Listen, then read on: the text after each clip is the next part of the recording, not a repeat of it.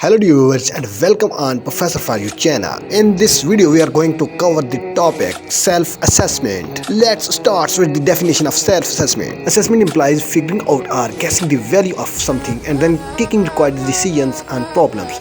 Other words used include examination, evaluation, etc. In the same way, self-assessment is the capacity to analyze oneself and understand how much growth has been made. It is ability that lets people assess their own performance. They can identify their strong points and flaws. They can also come up with their own solutions. Going on, it is the process of analyzing oneself to find out what features are central to one's individuality. The goal of self-assessment is to let a person find out the scope of skills by themselves.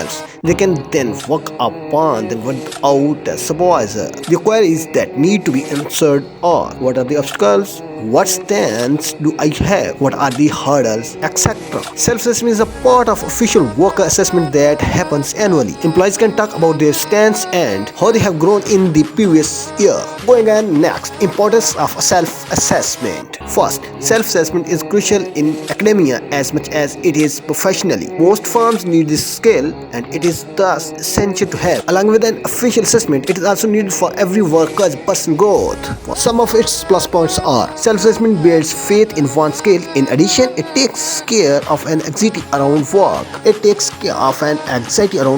It lets workers assess their strengths and weaknesses, correct problems, and improve quickly. Going on, this is also called working on capacity. It lets people choose professions that are best for them. They can do for skill development classes that are suited to them. A person might not be good at interacting with other people. This makes marketing a poor choice for them. That's it assists one is coming up with CVs and resumes. They can better point out what their advantages and unique skills are. This can make the person's application stand out. Going on to next point, how to improve upon self-assessment skills. First, inquire. Knowing what to ask is central to self-assessment. The skill of asking relevant and targeted questions should be nurtured. A person can find out why, how, and what they have an issue with. They can discover how and why they did well at a task. Next, write down goals clearly. It can help to put into writing the goals that will help one achieve their target. Performance can then be evaluated according to them. Their end achievements can be assessed according to the laid out at the beginning. And finally, create a system for grading performance. A grading system can be built for performance. They can be used for official assessments. The assessment paper for abilities can look like this: self-confidence 10%, zeal 10%, friendliness 30%, self-assurance 20%, and communication 30%. Going on, next step, how to perform a self-evaluation.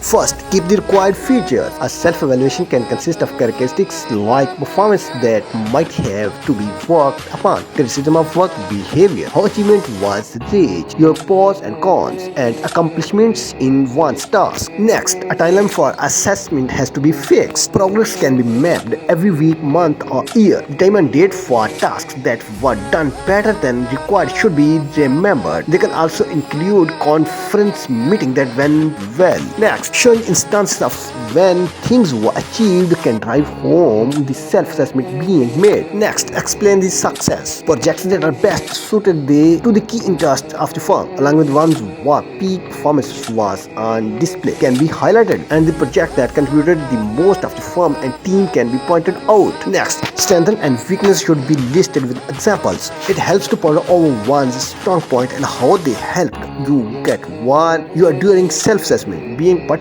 when describing one's actions as a worker, is of great help. Next, come up with an honest assessment. Identifying and noting down achievements is crucial to self-assessment. However, they also have to be genuine. The assessment should detail the accomplishments and also departments that have to be improved. Next, be professional. It is important to keep in mind who the assessment is being given to. If it is a manager, it is wise to use a professional tone and avoid a more casual approach. It would become essential to highlight the performance and be as genuine as possible. Next, employ action words. An effective self-assessment employs action words to put its point across.